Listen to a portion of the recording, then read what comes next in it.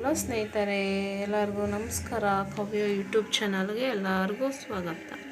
ಈ ದಿನ ನಾನು ಹೆಲ್ದಿಯಾದ ಒಂದು ಪಲ್ಯ ತೋರಿಸ್ತಾ ಇದ್ದೀನಿ. ಏನಪ್ಪ ಅಂತ ಯೋಚನೆ ಮಾಡ್ತಾ ಇದ್ದೀರಾ? ಏನೂ ಇಲ್ಲ, ಮನೆಯಲ್ಲೇ ತುಂಬ ಈಸಿಯಾಗಿ ಮೊಳಕೆ ಕಟ್ಟಿದ್ದ ಪಲ್ಯ ಯಾವ ರೀತಿ ಮಾಡ್ಕೋಬೇಕಂತ ತೋರಿಸ್ಕೊಡ್ತೀನಿ. ತುಂಬ ರುಚಿಯಾಗಿರುತ್ತೆ, ಹಾಗೆ ಹೆಲ್ತ್ಗೂ ಭಾಳ ಒಳ್ಳೇದು ಈ ಪಲ್ಯ. ಒಂದು ಸತಿ ಟ್ರೈ ಮಾಡಿ ನೋಡಿ, ನೀವು ತುಂಬ ಇಷ್ಟಪಟ್ಟು ತಿಂತೀರಾ, ಮತ್ತೆ ಮತ್ತೆ ಮಾಡ್ಕೊತೀರಾ ಈ ಪಲ್ಯನ. ಹೇಗೆ ಮಾಡೋದು ಮತ್ತು ಬೇಕಾಗಿರೋ ಪದಾರ್ಥ ತೋರಿಸ್ತೀನಿ. ಅದಕ್ಕಿಂತ ಮುಂಚೆ ನನ್ನ ವಿಡಿಯೋ ಫಸ್ಟ್ ಟೈಮ್ ನೋಡ್ತಾ ಇದ್ದರೆ ಹೀಗೆ ಸಬ್ಸ್ಕ್ರೈಬ್ ಮಾಡ್ಕೊಳ್ಳಿ, ಹಾಗೆ ಮೇಲಿರೋ ಬೆಲ್ ಬಟನ್ ಕ್ಲಿಕ್ ಮಾಡಿ, ಲೈಕು ಶೇರು ಕಮೆಂಟ್ ಮಾಡೋದು ಮರಿಬೇಡಿ. ಈಗ ಬನ್ನಿ, ಕಡಿಮೆ ಸಮಯದಲ್ಲಿ ಯಾವ ರೀತಿ ಈ ಥರ ಪಲ್ಯ ಮಾಡ್ಕೋಬೇಕಂತ ತೋರಿಸ್ಕೊಡ್ತೀನಿ.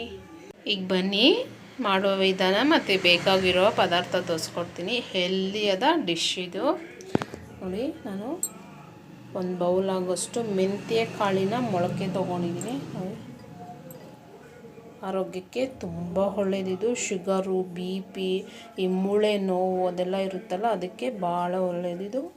ಈ ಮೆಂತ್ಯ ಮೊಳಕೆ ಕಾಳಿನ ಬೆನಿಫಿಟ್ಸು ತುಂಬ ಇದೆ. ನೀವು ಮನೆಯಲ್ಲಿ ಟ್ರೈ ಮಾಡಿ ನೋಡಿ ಎಷ್ಟು ಚೆನ್ನಾಗಿ. ಇದನ್ನ ಒಂದಿನ ನೆನೆಸಿ ಒಂದಿನ ಬಿಟ್ಟರೆ ನೋಡಿ ಈ ಥರ ಮೊಳಕೆ ಬರುತ್ತೆ. ತುಂಬ ಹೆಲ್ತಿಯಾದ ಇದು ಮೊಳಕೆ. ಹಾಗೆ ನಾನು ಹುರುಳಿಕಾಳು ಮತ್ತು ಕಡಲೆ ಮತ್ತು ಅಲಸಂದ್ರೆ ತೊಗೊಂಡಿದ್ದೀನಿ, ಅವನು ಅಷ್ಟೇ ಮೊಳಕೆ ಕಾಳು. ನೋಡಿ ಎಷ್ಟು ಚೆನ್ನಾಗಿ ಮೊಳಕೆ ಬಂದಿದೆ ಅಂತ ನೋಡ್ತಾ ಇದ್ರಲ್ಲ. ಇದರಲ್ಲಿ ನಾನೀಗ ಒಂದು ಹೆಲ್ದಿಯಾದ ಒಂದು ಪಲ್ಯ ತೋರಿಸ್ಕೊಡ್ತೀನಿ. ಈಗ ಸ್ವಲ್ಪ ಎಣ್ಣೆ, ರುಚಿಗೆ ತಕ್ಕಷ್ಟು ಉಪ್ಪು, ಸ್ವಲ್ಪ 1/4 ಟೀ ಸ್ಪೂನ್ ಅಷ್ಟು ಅರಿಶಿನ, ಒಂದು ಸ್ವಲ್ಪ ಧನಿಯಾ ಪೌಡರು, ಖಾರಕ್ಕೆ ಒಣಮೆಣಸು, ಈರುಳ್ಳಿ, ಒಂದೆರಡು ದೊಡ್ಡದು ಈರುಳ್ಳಿನ ನಾನು ಸಣ್ಣದಾಗಿ ಕಟ್ ಮಾಡ್ಕೊಂಡಿದ್ದೀನಿ. ಹಾಗೆ ಸ್ವಲ್ಪ ಕರಿಬೇವು ಮತ್ತು ಸಬ್ಬಕ್ಕಿ ತೊಗೊಂಡಿದ್ದೀನಿ.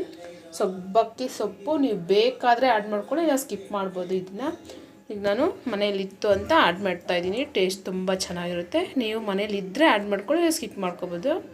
ಈಗ ಮಾಡೋಕ್ಕೆ ಸ್ವಲ್ಪ ಎಣ್ಣೆ. ಈಗ ಯಾವ ರೀತಿ ಮಾಡ್ಕೋಬೇಕಂತ ತೋರಿಸ್ಕೊಡ್ತೀನಿ ನೋಡಿ. ಹಾಗೆ ಸ್ವಲ್ಪ ನೀರು ತೊಗೊಂಡಿದ್ದೀನಿ ನಾನು, ಇಷ್ಟು ನೀರಾದರೆ ಸಾಕು.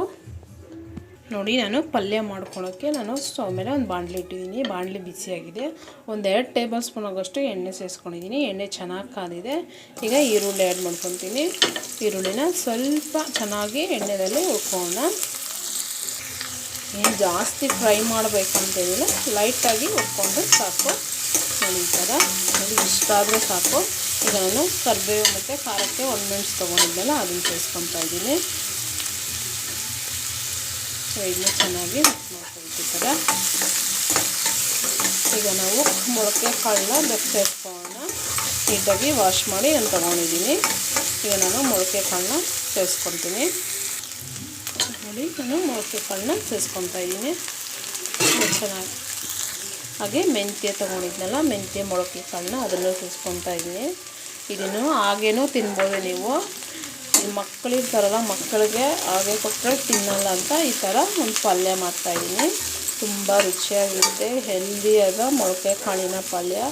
ಯಾವುದೇ ಕಾರಣಕ್ಕೂ ಈ ಪಲ್ಯನ ಮಿಕ್ಸ್ ಮಾಡಿದ್ರೆ ಮನೇಲಿ ಟ್ರೈ ಮಾಡಿ ನೋಡಿ. ನಾನು 1-2 ನಿಮಿಷ ಚೆನ್ನಾಗಿ ಈ ಥರ ಮಿಕ್ಸ್ ಮಾಡ್ಕೊತೀನಿ. ನೀವು ಒಣಮೆಣ್ಸು ಬದಲು ಚಿಲ್ಲಿ ಪೌಡರು ಆ್ಯಡ್ ಮಾಡ್ಕೊಬೋದು. ನಾನು ಒಣಮೆಣ್ಸು ಬಳಸ್ಕೊಂಡಿದ್ದೀನಿ. ಈಗ 2 ಮಿನಿಟ್ಸ್ ಚೆನ್ನಾಗಿದ್ದನ್ನ ಈ ಥರ ಎಣ್ಣೆ ಹಾಕಿ ಫ್ರೈ ಮಾಡ್ಕೊಳ್ಳೋಣ. ನೋಡಿ, 2 ನಿಮಿಷ ಚೆನ್ನಾಗಿ ನಾನು ಹುರ್ಕೊಂಡಿದ್ದೀನಿ ಮೊಳಕೆ ಕಾಳನ್ನ. ಈಗ ನಾನು ಸಬ್ಬಕ್ಕಿ ಸೊಪ್ಪು ತೊಗೊಂಡಿದ್ದೆನಲ್ಲ, ಅದನ್ನು ಸೇರಿಸ್ಕೊತೀನಿ. ಇದು ಆಪ್ಷನಲ್ಲು, ನೀವು ಬೇಕಾದರೆ ಆ್ಯಡ್ ಮಾಡ್ಕೊಬೋದು, ಇಲ್ಲ ಸ್ಕಿಪ್ ಮಾಡ್ಕೊಬೋದು. ಈಗ ಒಂದು ಸತಿ ಮಿಕ್ಸ್ ಮಾಡಿ ರುಚಿಗೆ ತಕ್ಕಷ್ಟು ಉಪ್ಪು ಸೇರಿಸ್ಕೊತೀನಿ ನಾನು. ಈಗ ನೋಡಿ, ನಾನು ರುಚಿಗೆ ತಕ್ಕಷ್ಟು ಉಪ್ಪು ಸೇರಿಸ್ಕೊತಾ ಇದ್ದೀನಿ. ಈಗ ನೋಡಿ, ನಾವು ಈ ಲೋಟದಲ್ಲಿ 1 ಲೋಟ ಆಗೋಷ್ಟು ನೀರು ಸೇರಿಸ್ಕೊತಾ ಇದ್ದೀನಿ. ಇಷ್ಟು ನೀರಾದರೆ ಸಾಕು ನಮಗೆ.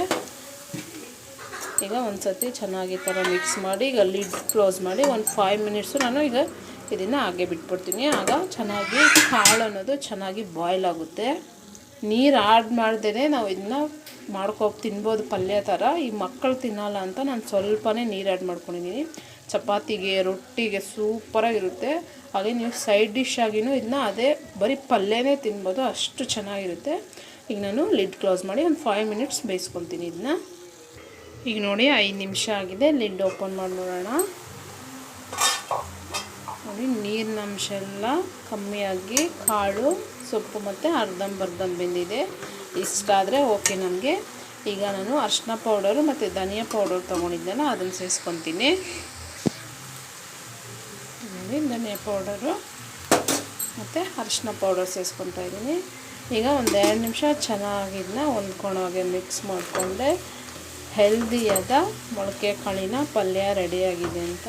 ಇದನ್ನು ನೋಡಿ ಚೆನ್ನಾಗಿ ಮಿಕ್ಸ್ ಮಾಡ್ಕೊತೀನಿ. ಈಗ ನೋಡಿ ನಾನು ಚೆನ್ನಾಗಿ ಮಿಕ್ಸ್ ಮಾಡ್ಕೊಂಡಿದ್ದೀನಿ.